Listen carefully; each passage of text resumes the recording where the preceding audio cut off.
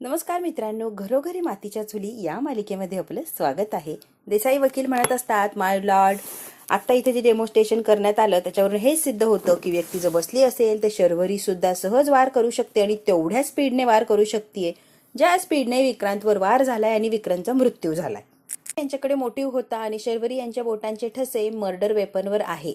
डेमोनुसार आपण बघितलं की शर्वरीने बरोबर टाळूवरच वार केलाय. त्याच वार विक्रांतच्या टाळूवर सुद्धा केलेले असणार, म्हणूनच विक्रांतचा जागेवर मृत्यू झाला. एकाच फटक्यात विक्रांतला संपवलं असणार.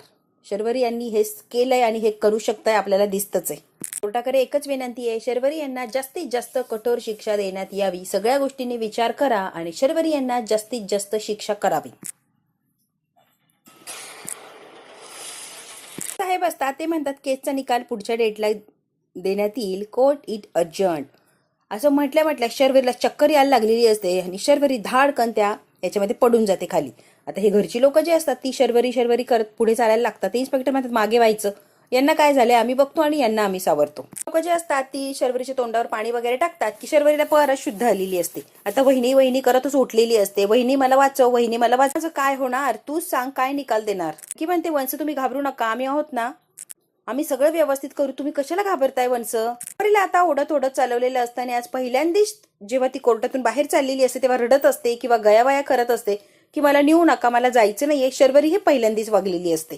शर्वरीला आता कळालेलं असतं की आपण अडकणार म्हणजे अडकणार, आता सुटका नाही. शर्वरीला घेऊन चाललेले असतात तेवढ्यात काय सारंगने फोन लावलेला असतो सौमित्रला की लवकर घरी ये, आईची अवस्था काही ठीक नाही बाबा, आई फार विचित्रसारखं करते, तू पटकन ये. सौमित्र म्हणतो तू काय सांगतोय सारंग? हो आईची अवस्था फार वाईट आहे, तू घरी ये दादा, मला एकट्याला काही सुचत नाहीये. घरी ये बाबा, मला काही सुचत नाहीये. सौमित्र म्हणतो मी लगेच आलो, अगदी 5-10 मिनिटातच घरी आलो. मी काय झालं?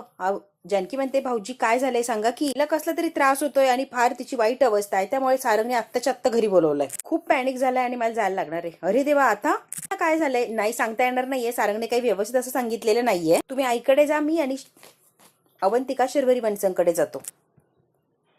एवढ्या याच्यात सुद्धा सौमित्र म्हणतो अवंतिका तुला एक गोष्ट सांगायची. बोल की सोमी, तू जास्त त्रास करून घेऊ नको, तुझ्याच्याने जेवढं होईल तेवढं तू केलंय, त्यापेक्षा जास्ती केलंय, त्यामुळे तू टेन्शन घेऊ नको प्लीज. अवंतिका ट्रेस होईल, ताण पडेल तुझ्यावर, असं काही करू नको प्लीज प्लीज, रिक्वेस्ट करतोय. नाही सोमी, नाही करणार आहे मी, खूप एफर्ट्स घेतले, कळतंय का तुला? जी पोटी सांगतोय स्वतःला त्रास करून घेऊ नको प्लीज, रिक्वेस्ट करतोय मी तुला. मोरल डाऊन करायला म्हणून बोलत नाहीये मी. त्या वकिलांनी कोर्टात बरंच काही सिद्ध केलंय, कळतंय का तुला? डिफेंड करायला आपल्याकडे कुठलाच मोठा पुरावा नाहीये, हे सुद्धा एक्सेप्ट करा अवंतिका. हातात आता सध्या तरी काहीच नाहीये, हे सरळ सरळ दिसतंय. कळतंय सोमी मला, पुरावा नाहीये म्हणून कुठल्या तरी निर्दोष माणसाला शिक्षा होऊ नये, मला एवढंच वाटतं, मी आत्ताच सांगतेय. आणि यावर विचार करू घरी आल्यावर. तू आता सध्या टेन्शन फ्री राहा please. Okay Somi, okay. Avantika सुद्धा चाललेली असते अगदी घाईघाईने. तिला जेलमध्ये आणलेलं असतं, डॉक्टर वगैरे तपासतात तिला आणि डॉक्टर तपासून आता बाहेर आलेले असतात. अवंतिका आणि जानकी तिथे बाहेरच उभे असतात. जानकी समोरच उभी राहिलेली असते. डॉक्टर, शर्वरीची मी वहिनी आहे, त्यांची तब्येत कशी जरा सांगाल का? हे बघा त्यांचा बीपी शूट झालाय, त्यांना कदाचित चक्कर आली असणार आहे. त्याचा निकाल विरुद्ध लागलाय का त्यांच्या? जानकी म्हणते नाही असं काय झालं नाही, म्हणजे अजून तरी असं काही झालेलं नाहीये. ती क्रिटिकल तर आहेच. डॉक्टर म्हणतात आय सी, त्याचंच टेन्शन घेतलंय आणि म्हणूनच त्यांना चक्कर आलीये. एनिवे, आता काळजी करण्यासारखं कारण नाहीये, बऱ्या आहेत त्या, डोंट वरी जानकी. का म्हणते डॉक्टर त्यांना भेटू शकतोय का? डॉक्टर म्हणतात हो नक्कीच भेटा की. आता गेलेली असते शर्वरीची, म्हणजे ती आतमध्ये गेलेली असते. अवंतिका सुद्धा असते. वंश कशा आहात? आता ही नॉनस्टॉप रडतच असते. जानकी खूप काळजी करते, कशा आहात तुम्ही, बऱ्या आहात का? ही फक्त रडत असते. हे काय झालं का सगळं? मला वाटलं होतं की आता कुठे माझी सुटका होईल, पण हे काय चाललंय सगळं माझ्या विरोधातच चाललंय आणि मला आता भीती वाटायला लागली. आता ही शर्वरी रडत असते आणि जानकीकडे अगदी कसं तरी होऊन गयावया करत असते. तर मला असं वाटायचं की मी इथून सुटणार आहे, पण नाही, आता मला तसं काही वाटत नाहीये मी सुटणार वगैरे, इथेच अडकणार असंच वाटायला लागलंय. काहीच होणार नाहीये, सगळे होप संपलेत. अवंतिका म्हणते नाही शर्वरी वंश, का तुम्ही असं विचार करताय? आम्ही आहोत ना, असं कसं? काहीही विचार करू नका तुम्ही प्लीज, तुम्हाला बाहेर काढणार, शब्द दिलाय ना मी बाहेर काढणार. तरी म्हणते उलट असंच होणार आहे, मी अडकणार, मला दिसतंय स्पष्ट, उगाच कशाला काय खोटं नाटं सांगतेय. मी अडकणार आणि हेच होणार. अगदी वेड्यासारखी नॉनस्टॉप शर्वरी बोलायला लागलेली असते. आता काहीच होणार नाही, हे कळून चुकले, मी इथेच सडणार आहे, मी जेलमधून बाहेर येत नसते, काही झालं तरी मला बाहेर निघायचा चान्स नाहीये आणि हे मला कळून चुकलंय. आता माहितीये मला जानकी बहिणी, तू कितीही काही सांगायचा प्रयत्न कर, रिअल परिस्थिती मला माहितीच आहे. तरी वेड्यापेक्षासारखी झालेली असते. मी इथेच राहणार आहे, माझी काही चूक नसताना मी अडकणार आहे, मी जेलमधून बाहेर पडणार नाहीये, मी इथेच राहणार आहे. काहीही वेड्यासारखी बडबड करत सुटलेली असते. जानकी अवंतिका तिला समजावते, शांत करण्याचा प्रयत्न करते, पण नाही, ही काही केल्या शांत होत नसते ना. वंश, तुम्ही जास्त विचार करताय ना, म्हणून तुम्हाला तसं जाणवतंय. तसं नाहीये, तुमच्या बाजूने सुद्धा निकाल लागणार आहे. तुम्ही जरा थांबा की. ही जी शर्वरी असते ही रडत असते, गयावया करत असते, जानकीला म्हणत असते की मी इथून सुटणार नाहीये, आता माझ्या हातात काही नाहीये, समोर काय निकाल मला दिसतच आहे. रडत असते. असं करता करता ती डायरेक्ट त्या तिच्या जे जेल असतं त्याच्यातून ती बाहेर येते आणि बाहेर लेडी इन्स्पेक्टर असतात, त्यांच्या कमरेला पिस्तॉल लावलेला असतो. ती पटकन काढते आणि त्यांच्यावरच रोखते. मागे व्हायचं, मागे व्हायचं. आता शर्वरी ही वेड्यासारखं करायला लागलेली असते, इन्सिक्युअर झालेली असते. लांब राहायचं माझ्यापासून, लांब राहायचं. ती लेडी इन्स्पेक्टर म्हणते गन खाली ठेवा, आधी गन खाली ठेव, लोडेड आहे ती, गन खाली ठेव. म्हणते मी स्वतःलाच मारून घेईन, लांब राहायचं, लांब राहायचं. की अवंतिका सगळे चाललेले असतात की शर्वरी हा काय मूर्खपणा करतीये. अजिबात तिने वेळ व्हायला घातलेला नसतो. एका मिनिटात येऊन गन घेऊन लगेच डोक्याला सुद्धा लावलेली असते. आता अवंतिकाला आणि जानकीला फार काळजी वाटते की हे काय चाललंय शर्वरीचं. ती आता घाबरलेली असते, ततमम करायला लागते. अहो वंश, तुम्ही काय करताय, हे काय वागणं आहे तुमचं. अवंतिका म्हणते ताई, तुम्ही कायदा हातात घेऊ नका, तुम्ही निर्दोष सुटणार आहात आणि शब्द आहे माझा, तुम्ही हे काय करताय. खाली घ्या, बंदूक खाली घ्या. ती म्हणते नाही, मी नाही घेणार आहे खाली. समजावत असते, ती काय ऐकायला तयार नसते, रडत असते आणि स्वतःलाच बंदूक रोखलेली असते तिने. आता पोलीस असते ना, ती आता घाबरलेली असते. तिला असं वाटतं की तिने माझ्याकडेच आधी रोखली होती, ती मला गोळी घालते की काय. वेडीपशी झालेली असते शर्वरी, सगळेच घाबरलेले असतात. अवंतिकाला आणि जानकीला भीती असते, स्वतःला ती संपवते की काय. म्हणते आधी शांत व्हा, प्लीज प्लीज, तुम्ही शांत व्हा, रिलॅक्स, जगायचंच नाही आणि प्लीज मला थांबवू नका, प्लीज. अविचाराने वागू नका आणि काही काय बोलताय, जगायचं नाही, जगायचं नाही, वेड्यासारखं करू नका, अजून केसचा निकाल लागायचा आहे. खाली घ्या. 1000 वेळेला तिला सांगितलंय की बंदूक खाली घे, बंदूक खाली घे. ती नाही असं म्हणत असते, रडत असते आणि स्वतःच्या डोक्यालाच तिने आता बंदूक लावलेली असते. ती काय काढायला तयार नसते. का म्हणते पूर्ण प्रयत्न करते ना, विश्वास ठेवा ना माझ्यावर, नका ना असं करू, प्लीज प्लीज असं करू नका. ती का म्हणते मला कोणाचं काहीच ऐकायचं नाहीये, कारण मी अडकणार हे समोर दिसतच आहे. संपून टाकायचंय, कोणाचं काही ऐकायचं नाहीये. तेवढ्यात लेडी जी हवलदार असते ती मागून जाते आणि पटकन तिच्या हातातलं गन असते तो हिसकावून घेते. आता शर्वरी जोर जोरात रडायला लागलेली असते. जानकी म्हणजे तुम्ही काय करत होता, तुम्हाला तरी कळतंय का, काय वागताय हे. आता शर्वरी मोठ्याने रडायला लागलेली असते. आता माझ्या बाजूने निकाल लागणारच नाही. आई घरी वाट बघतीये, आपली मुलगी निर्दोष सुटावी जेलमधनं आणि सुखरूप घरी यावी, यासाठी तुमच्या वाटेकडे डोळे लावून बसली ती आई. निराश का करताय तुम्ही, आलंय ना, थोडक्यात आलंय ना, सुटणार आहात तुम्ही, मग तुम्ही असं का करताय आणि स्वतःला जगायचंच नाही असं का म्हणताय. स्वतःचा जीव संपवणं प्रॉब्लेमचं सोल्युशन नाहीये, तुम्हाला कळत कसं नाहीये. पळवाटे, लढाईला उतरलं की लढायचं असतं, पळवाट नसते निवडायची. तुम्ही का पळवाट निवडली. जानकी आता खूप बोलत असते तिला. जरा पुन्हा असं केलं तर आम्ही आहोत ना, आम्ही सांगतोय ना बाहेर काढू, बाहेर काढू, मग हे का करताय तुम्ही. बाहेर काढण्यासाठी सगळे धडपड करतोय, मग तुम्ही का असं करताय. की म्हणते वंच असं खचून जाऊ नका, अवंतिका पुरेपूर प्रयत्न करते, काढणारे बाहेर म्हणती ना, शब्द आहे ना तिचा, मग तुम्ही शांत बसा की. बस ठेवा, आम्ही लवकरात लवकर सोडू, लवकरात लवकर तुम्ही सुटणार आहात आणि घरी जाणारे अगदी निर्दोष तुमची मुक्तता होणार आहे. आता शर्वरी रडत असते आणि मोठ्याने जानकीचा हात असा बाजूला करते आणि किंचाळते, नका सोडू, मला नाही सोडणार आणि मी काही सुटणं शक्यच नाहीये. शिक्षा मिळणं हेच माझ्या डेस्टिनीमध्ये लिहिलंय, ते कोणीच बदलू शकत नाहीये. मला शिक्षा मिळणार आणि मिळणारच. सत्य आहे, शेवटी तेच जिंकणार आहे. ती का म्हणते म्हणजे काय सत्य आणि कोणतं सत्य जिंकणार आहे. विक्रांतचा खून मीच केलाय, राहुलने नाही केलाय. मी स्वतः विक्रांतला मारलंय या माझ्या हाताने. अवंतिकाच्या, लेडी इन्स्पेक्टरच्या, त्या हवलदारच्या, ऑल तिथे जेवढे उभे आहेत त्यांच्या पायाखालची जमीन सरकलेली असते.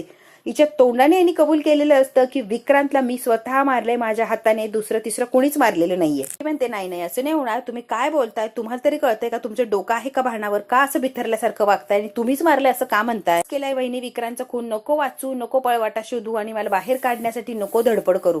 तुम्ही जी धडपड केली ती खूप आहे आणि माझी ती लायकी नाहीये की तुम्ही धडपड करावी आणि मी बाहेर यावी, कारण मी विक्रांतचा खून केलाय ही रिअल फॅक्ट आहे. मी खरं सांगतेय वहिनी, मी मूर्खपणा केलाय तो केलाय आणि त्यामुळेच मला जगायचं नाहीये. मी विक्रांतला मारलंय हे खरं आहे, मी खरं सांगतेय, मीच विक्रांतला मारलंय. मला जगायचं नाहीये, प्लीज प्लीज प्लीज मला मरू द्या, प्लीज मला मरू द्या, प्लीज मला मरू द्या. शर्वरी अगदी वेडीपिशी झालेली असते, मला जगायचं नाहीये, मला मरू द्या, मला जगायचं नाहीये. शरूताई तुम्ही शांत व्हा, शांत व्हा. शरूने आता स्वतः गुन्हा कबूल केलेला असतो की विक्रांतला मी स्वतः मारलाय. म्हणते का म्हणते शरूताई आधी शांत होतं का तुम्ही. मरू द्या, मला मरू द्या, एकच शब्द तिने लावून धरलेला असतो. जानकी अवंतिका शांत करण्याचा प्रयत्न करतात. शर्वरी शांत व्हायला तयार नसते. पहिल्यांदाच तिने गुन्हा कबूल केलाय की मी विक्रांतला मारलंय आणि मोठमोठ्याने रडत असते. पश्चाताप तिच्या चेहऱ्यावर अगदी स्पष्ट दिसत असतो. मानसिक ताण झालाय, मानसिक ताप होतोय, कळतंय ना, तुम्ही खचून जाऊ नका ना, आम्ही सगळे आहोत ना. आता लेडी पोलीस असते, तिने ऐकलेलं असतं, हिने जे जबानी दिली की मी विक्रांतला मारलंय, ती आता रागारागाने बघत असते या शर्वरीकडे. म्हणूनच ही नाटकं करतीये, स्वतःच्या नवऱ्याला मारलंय आणि आता नाटकं करतीये. होय, मी इथून सोडवू, तुम्हाला बाहेर काढणार हा शब्द, ही जबाबदारी माझी. तुम्ही वंश शांत बसा आणि असं काही अभद्र बोलू नका, प्लीज प्लीज वंश असं काही बोलू नका. इन्स्पेक्टर असं ती फार चिडलेली असते. जानकी म्हणते, मॅडम प्लीज थोडा वेळ बोलू देता का? त्यांची मनस्थिती ठीक नाही, अगदी बिथरल्यासारखं ते काहीही बोलताय. प्लीज मला एकतील त्यांच्याबरोबर काहीतरी बोलायचंय, बोलू देता का? हो हो, अगदी थोडा वेळ देणार आहे मी, जास्ती वेळ देणार नाहीये. थोड्या वेळात काय बोलायचंय ते बोलून घ्या. आता लेडी हवालदार, लेडी पोलीस जे असतात ते आता बाहेर चाललेले असतात. जानकी आता शर्वरीशी बोलणार असते. जानकी आता तिला बसायला लावते, निवांत अशी बोलायला लावते. ते लेडी इन्स्पेक्टर असते, तिने तिचं पिस्तूल वगैरे घेतलेलं असतं. आता ते आता बाहेर चाललेले असतात. जानकी, अवंतिका, शर्वरी निवांत बसलेले असतात. जानकी म्हणते, तुम्ही असं का म्हणाला? आणि आता जे काही आहे ते खरं खरं आणि स्पष्ट सांगा. आता आमच्यापासून काही लपवालपवी करू नका. फार लपवाछपी करून झालीये. जे काय आहे, जे खरं आहे ना ते आता आम्हाला सांगा. आणि तीच वेळ आली आहे खरं सांगण्याची. त्यामुळे जे काय आहे ना ते स्पष्ट बोला. तुम्हाला आत्ताच सांगतेय. शर्वरी म्हणते, हो मी सांगतेय खरं. आता या सगळ्याची सुरुवात जी झाली ना, त्यात आणि विक्रांतमध्ये खटके उडायला लागले तेव्हापासून ही सुरुवात झाली. आता शर्वरी अगदी सुरुवातीपासून सांगायला लागलेली असते जे काय जसं घडलंय ते आता. आणि ही शेवटची वेळ असते ती खरं खरं सांगत असते. कारण तिने कबूल केलंय की विक्रांतला तिनेच मारलंय. तिने जे काय वागली, जे काय दोघांमध्ये झालं ते अगदी डिटेलमध्ये जानकीला, अवंतिकाला सांगितलेलं असतं. आणि ते ऐकल्यावर अवंतिका आणि जानकी यांचे चेहरे पांढरे पडलेले असतात. इतक्या कॉन्फिडन्सनी शर्वरीला बाहेर सोडवणार यासाठी त्या पळत असतात, धडपड करत असतात. पण आता मात्र दोघींच्याही चेहऱ्यावरचा रंग उडालेला असतो. कारण शर्वरीने जे काही सांगितलंय ते ऐकून त्यांना जबरदस्त असा धक्का बसलेला असतो. शर्वरी मात्र डोक्याला हात लावून जोर जोरात रडत असते. जणू काही सगळं संपलंय आणि ती आता पुरती अडकलीये. आता मात्र शर्वरी जे काही बोलली, जे काय सांगितलं यांना हे पटलेलं असतं आणि विश्वासही ठेवलेलं असतो यांनी. कारण तिने खूप खरं आणि रडून रडून सांगितलेलं असतं, माझ्यावर विश्वास ठेवा, मी खरंच विक्रांतचा खून केलाय. या दोघी जणी आता घरी आलेले असतात, जानकी आणि अवंतिका, आणि डायरेक्ट ऐश्वर्यासमोर उभं राहतात. ऐश्वर्या म्हणते, वा, फायनली तुम्हाला कळालंय शर्वरीने खून केलाय. पण पहिल्या दिवसापासून मी म्हणत होते की हिने विक्रांतला मारलंय, हिने तिच्या नवऱ्याचा खून केला. पण असू द्या, तुम्हाला आत्ताशी कुठे प्रचिती आली, चांगलीच गोष्ट आहे ना. पण खरं तर हे सगळं झालं कसं, जरा सांगतीस का? शर्वरीने स्वतःच्या तोंडून कबूल केलंय की तिनेच विक्रांतला मारलंय. ऐश्वर्या म्हणते, काय? हो, तिने स्वतःच तोंडाने कबूल केलंय. हो हो, असं येऊ शकतंय ना की आता सगळ्यांनाच कळालंय आणि जे आहे ते आहे. शिक्षा तर तिला होणारच आहे. आणि शिक्षा तिला होणार म्हटल्यावर जे काही आहे आपल्या घरच्या लोकांना एकदाच सांगून टाकावं की मीच खून केलाय. उगाच अंधारात ठेवण्यात काहीच अर्थ नाहीये. कारण तिला शिक्षा होणार आहे हे स्पष्ट दिसतंय. ऐश्वर्या म्हणते, जानकी, एक्झॅक्टली पहिल्या दिवसापासून मी तेच म्हणत होते की शर्वरीनेच आपल्या नवऱ्याला मारलंय. उगाच तुम्ही हे सगळी ड्रामेबाजी, धावपळ सगळं करत गेला. ती निर्दोष नाहीच आहे. ती काय ना, ती फक्त मीच ओळखलीये. तिने स्वतःच्या नवऱ्याला मारलंय, मी पहिल्या दिवसापासून म्हणत होते. पण कोणी मात्र विश्वास ठेवत नसतो. हे बघ ऐश्वर्या, आता विश्वास ठेवलाय, तिने स्वतः कबूल केलंय. त्यामुळे आम्हालाही पटतंय की तिने स्वतःच्या नवऱ्याला मारलंय. आता मात्र तिकडून सुमित्रा आलेली असते. काय गे, काही काय बोलताय? जराही लाजा वाटत नाही का? आणि ऐश्वर्या, का ग, पहिल्या दिवसापासून माझ्या लेकराच्या मागे लागलीये. तिने खून केलाय. तुझं काय तिने बिघडवलंय आणि तिने खून केलाय असं तुला का वाटतं? अवंतिका म्हणते, आई, ती खोटं बोलत नाहीये. शर्वरीने स्वतः कबूल केलंय की तिनेच विक्रांतला मारलंय आणि विक्रांतच्या खुनाला तीच जबाबदार आहे. त्यामुळे ऐश्वर्या जे म्हणते ती अगदी खरं आहे. ऐश्वर्यावर उगाच चिडचिड करू नका आणि ऐश्वर्याला खोटं ठरवायला जाऊ नका. आज शर्वरीने सगळ्यांच्या समोर स्वतः कबूल केलंय की तिनेच विक्रांतला मारलं. आणि हो, तिने विक्रांतला कसं मारलं, काय मारलं, तिच्याकडे काय मोटिव्ह होता, अगदी स्पष्ट आणि सगळं काही तिने सांगून बसलीये. त्यामुळे आता कुठलेही होप्स नाही किंवा काहीही होऊ शकत नाही हे आपण आता एक्सेप्ट करायला पाहिजे. आणि ऐश्वर्या जे म्हणत होती ते बरोबर होतं आणि आम्ही चुकीचं होतो. शर्वरी निर्दोष नाहीये, तर शर्वरी गुन्हेगार आहे आणि तिने स्वतःच्या नवऱ्याला मारलंय. का या दोघींचं सुद्धा मत बदललंय आणि ह्या सुद्धा आता तिनेच खून केला म्हणून म्हणायला लागल्या. अवंतिका म्हणते, शर्वरीने स्वतः सांगितलंय आई, आता तरी विश्वास ठेवा. मात्र सुमित्रा बावचळल्यासारखी झालेली असते. माझी शरू खून करणं शक्यच नाही. स्वतः कसं कबूल केलंय तिने, दडपण आलंय तिच्यावर, ती वेड्यासारखी बरचळतीये. म्हणूनच म्हणते की मी खून केलाय. तिच्यावर दडपण आलंय ना, म्हणून तसं बोलतीये. तिने खून वगैरे करणं शक्यच नाहीये. तू उगाच काही बोलू नको जानकी. आता ही सुमित्रा स्वतःच्या पोरीलाच निर्दोष हे सांगण्याचा प्रयत्न करत असते. ती घाबरली असेल ना, म्हणून बोलतीये तसं. तुम्ही जरा त्यांना पाठीशी घालणं बंद करता का हो? माझी पोरगी निर्दोष, तिने काहीच केलं नाहीये. शर्वरी वंश दिसतात तशा नाहीये. पहिल्या दिवसापासून ऐश्वर्या सांगत होती आम्ही कोणीच लक्ष ठेवलं नाही आणि आत्ता इथपर्यंत येऊन पोहोचतो त्यांच्याबरोबर धडपड करत. शेवटी आम्ही तोंडावर पडलोय. शर्वरी वंशाने विक्रांतचा खून केला हे सत्य आहे आणि हे तुम्ही एक्सेप्ट करा. सारखं सारखं माझी शर्वरी करूच शकत नाही हे बोलू नका. जसं आम्ही वेड्यात निघलोय तसं तुम्ही सुद्धा वेड्यात निघताय.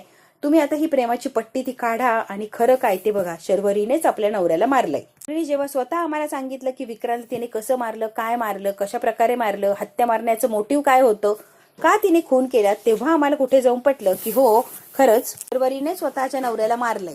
तर आता वेडीपिशी झालेली असते, रडायला लागलेली असते. माझी शरू असं करूच शकत नाही. खून आणि शरू इम्पॉसिबल. माझी शरू कधीही खून करू शकत नाही. तुझा काहीतरी गैरसमज होतोय. त्याच्या नवऱ्याचा खून केला. तू काय बोलती? तुला तरी कळतंय का जानकी? ही वर्ष मी आणि नानांनी जे काही संस्कार केले ते सगळे मातीत गेले. त्याच्या नवऱ्याचा कसं खून करू शकते ती? आई ही गोष्ट खरी आणि आपण आता एक्सेप्ट करायला हवी आहे. आणखी म्हणते आई तुमच्या संस्कारावर अविश्वास दाखवू नका. तुमची मनाची अवस्था, तुमची होणारी घालमेल मला चांगलीच कळतीये. शर्वरी बनसोडने मुद्दाम केलं नाही. परिस्थिती तशी होती म्हणून शर्वरी बनसोडने विक्रांतला मारलंय. ती अशी होती की त्यांच्या हातनं हे चुकून झालंय. मुद्दामून खून करायचं या उद्देशाने मारलं नव्हतं. नाईलाज होता. स्वतःच्या नवऱ्याचं खून करणं इतपत काय नाईलाज झाला की नवऱ्यालाच तिने मारून टाकलं. ताईने विक्रांत भाऊजीला सेल्फ डिफेन्स मध्ये मारलंय. जेव्हा विक्रांत भाऊजी त्यांच्यावर वार करत होते स्वतःला वाचवण्यासाठी तिने विक्रांतला मारलंय. शरूताईने विक्रांतला नानांना मारताना पाहिलं स्वतःच्या डोळ्याने म्हणून तिने विक्रांतला मारलंय. गेल्या तरी सुद्धा नानांना वाचवू शकल्या नाही आणि म्हणून शर्वरीने विक्रांतला मारलं. क्षणी विक्रांतला जर मारलं नसतं तर विक्रांतने शरूला मारलं असतं. म्हणून शरूला विक्रांतला मारायला लागलं. तेही नाविलाज झालाय म्हणून. आता मात्र सुमित्राच्या पायाखालची जमीन हदरलेली असते. मी हे काय ऐकतीये? माझ्या नवऱ्याचा खून माझ्याच जावयाने केला. आता वेडीपेशी झालेली असते. ती म्हणते मला हे ऐकवत नाहीये, मला बघवत नाहीये, मी काय ऐकते आणि काय वेळ आलीये माझ्यावर. माझ्या नवऱ्याला विक्रांतने मारलं हे मला सहनच होत नाही आणि त्याने नानाला मारलंय म्हणून शर्वरीने स्वतःच्या नवऱ्याला मारलं. हे किती वाईट प्रसंग आलाय माझ्यासमोर. शर्वरी काय करू शकते किंवा स्वतःच्या वडिलांना वाचवण्यासाठी तिने विक्रांतला मारलं हे ऐकल्यावर तर सुमित्रा पुरती एडी झालेली असते. ती आता कसं तरी करायला लागलेली असते की माझी पोरगी स्वतःच्या बापाला वाचवता वाचवता जेलमध्ये गेली. रावांनी नानासाहेबांना मारलं. हो आई हे सत्य आहे. भाऊजीला नानाकडनं पैसे हवे होते. नाना ते द्यायला तयार नव्हते. विक्रांत भाऊजींनी नानाला ढकललं. मला हे सहन होत नाहीये जानकी. तू काय सांगते? आई जरी सहन होत नसलं तरी हेच खरंय. विक्रांतराव असं का केलं आणि कसं करू शकताय? चांगले होते ग ते. असं करणं शक्यच नाहीये. म्हणा त्यांच्याबद्दल खूप आदर. खूप चांगला माणूस होता तो. आई वडिलाच्या जागीच आम्हाला मानत होते. मग त्यांनी कसं नानांचं खून करायची हिंमत केली सांग की? नानासाहेबांना कसं मारू शकतात? जरा विचार तरी करा पोरीनं तुम्ही. जगात चांगुलपणा राहिलाच नाहीये का? सुमित्रा खूप रडत असते, पश्चाताप करत असते. पर कसा विश्वास ठेवायचा आणि मुळात माणसं पैशासाठी वाटेल ते करायला लागले. हाच घाणेरडापणा. ही परिस्थिती आपण एक्सेप्ट करायला हवी. म्हणते आई तुम्ही जरा शांत बसा ना. का स्वतःला त्रास करून घेताय? प्लीज तुम्ही शांत बसा. संसाराला सुद्धा दोष देऊ नका आणि संस्कार तर अजिबात नाही. चांगले संस्कार केलेत तुम्ही. कधी आपण माणूस ओळखायला चुकतो आणि आपलं असंच झालंय. कळत नाही ज्या माणसाला ओळखलंय तो तसाच आहे की दिसतोय तसा आहे की जो दिसत नाहीये तसा आहे. माणूस दिसतो वेगळा आणि वागतो वेगळा असं होतं आहे. म्हणूनच आपली फसगत होते. त्यांच्या बाबतीत आपण तसंच काहीच केलंय आणि खरंच चुकलोय अंदाज बांधायला. आता मात्र सुमित्रा म्हणते काहीही सांगा, काहीही करा, पण हा प्रकार मला सहनच होत नाहीये की विक्रांत ते नानाला मारलं आणि नानाला मारलं म्हणून शर्वरीने विक्रांतला मारलं. सुमित्रा रडत असते. रडता स्वतःला सावरते. एवढं सगळं खरंय तर मग आपण शर्वरीला या सगळ्यातून सोडवू शकतोय का? जानकी म्हणते आई मला नाही सांगताय ना, रवंतिका सांगेल. रवंतिका म्हणते हो असं होऊ शकतंय, पण कसं आहे ना एवढी मोठी गोष्ट कोर्टापासून लपवून ठेवलीये म्हणून त्यांना शिक्षा सुद्धा होऊ शकते. म्हणते शिक्षा वगैरे असं बोलू नको, वाटेल ते कर आणि माझ्या पोरीला बाहेर काढ. तर म्हणते जानकी तू मला आतापर्यंत दिलेला शब्द कधीच मोडला नाही ना, मग आत्ताचा शब्द सुद्धा तू मोडू नकोस. तू म्हटली होती शर्वरीला बाहेर काढशील आणि शर्वरीला तू बाहेर काढणार आहेस. काहीही कर, कसंही कर, शर्वरीला बाहेर काढ. मित्र रडत असते, गयावया करत असते. जानकीला रिक्वेस्ट करते की माझ्या शरूला नक्की सोडव. तिने स्वतःच्या वडिलांना वाचवण्यासाठी विक्रांतला मारलंय. प्लीज माझ्या शरूला जेलच्या बाहेर काढ. आता ही सुमित्रा रडत असते, गयावया करत असते आणि आता कुठे जाऊन तिला जानकी आठवलेली असते. ऐकून घ्यायचं नाही म्हणजे नाही, वाटेल ते कर, पण माझ्या शरूला सोडव. वचन दे की तू शरूला सोडवशील म्हणजे सोडवशील, निर्दोष तिची मुक्तता करशील. वेडीपिशी झाली जानकी तर शांत बसलेली असते. सुमित्रा मात्र वेडीपिशी झालेली असते. आता ऐश्वर्या आणि अवंतिका एकमेकींकडे बघतात की आई जानकीकडून हे कोणतं वचन मागताय की शर्वरीला सोडव. मला वचन देते शर्वरी वंचांना घरी घेऊन येईन. सुमित्राचं मन राखण्यासाठी म्हणा किंवा तिला हिंमत देण्यासाठी, आधार देण्यासाठी जानकी म्हटलेली असते की मी शर्वरी वंचांना घरी आणेन, हा माझा शब्द आहे. अवंतिका आणि ऐश्वर्या जानकीकडे बघतच राहिलेले असतात. तिने कोणत्या कॉन्फिडन्समध्ये शर्वरीला घरी आणेन असं म्हटलं, कारण शर्वरीने खून केलाय हे सगळ्यांच्या समोर तिने कबूल केलंय आणि ती आता मी खून केलाय, विक्रांतला मारलंय हेच सारखं सांगत असते. हा तर भाग इथेच संपलाय. पुढच्या भागात काय होणार आहे ना आपण अगदी थोडक्यात बघूया. कोर्टाची कारवाई सुरू झालेली असते आणि शर्वरी जी असते जे काय घडलं ते सगळं काही खरं खरं सांगत असते. ब्रेकफास्ट केल्यानंतर राहुलचा फोन आला. मी जिथे पोहोचले तिथे विक्रांतने नानांना मारलं. 1:55 सेल्फ डिफेन्स म्हणून मी विक्रांतवर वार केला आणि त्या झटापटीतच विक्रांतचा मृत्यू झाला. त्याचा बचाव करण्यात आलेल्या याच्यातून खून म्हणता येणार नाही. स्वतःचा जीव वाचावा यासाठी केलेला जो वार आहे पलटवार, त्याला खून म्हणता येणार नाही. शर्वरी यांनी स्वतःचा जीव वाचवण्यासाठी पलटवार केला. ऑफकोर्स शर्वरी यांची निर्दोष मुक्तता करण्यात येते. जज साहेबाने सगळ्यांच्या समोर कबूल केलेलं असतं की शर्वरी यांनी स्वतःला वाचवण्यासाठी विक्रांतवर वार केला, हा खून नाहीये. त्यामुळे ऑफकोर्स यांची निर्दोष मुक्तता करण्यात येत आहे. त्याची बरोबर निर्दोष मुक्तता झालेली असते. कशातच कोणीच अडकलेलं नसतं. शर्वरीला क्लीन चिट मिळालेली असते. निर्दोष अशी मुक्तता झालेली असते. ऐश्वर्या म्हणते वा आता टेन्शन नाहीये जानकी, निर्दोष मुक्तता झाली शर्वरीची. जानकी म्हणते खुनाच्या दिवशीची मिनिटाचा हिशोब या शर्वरीकडे कसा आहे. इतक्या मिनिटाला ब्रेकफास्ट केला, इतक्या मिनिटाला तिथे पोहोचली, इतक्या मिनिटाला विक्रांतला मारलं, सगळी डिटेल कशी आहे तेच तर गुपित कळत नाही ऐश्वर्या. म्हणते काहीतरी गडबड आहे आणि याचा शोध घ्यायलाच हवं. शर्वरी फार हुशार असते आणि डोकं वापरून तिने सगळ्या घटना केलेल्या असतात. आणि ऐश्वर्याला अजून सुद्धा शर्वरीवर विश्वास नसतो. शर्वरी काय आहे याचा शोध आपल्याला घ्यायलाच लागणार. शर्वरी बरोबर हुशारीने अलगद निर्दोष अशी सुटलेली असते. हा भाग तर इथेच संपतो. पुढच्या भागात काय होणार बघायचं असेल तर बघायला लागणार. उद्याचा भाग, हा भाग इथेच संपतो. व्हिडिओ आवडल्यास लाईक, शेअर, सबस्क्राईब नक्की करा. धन्यवाद मित्रांनो.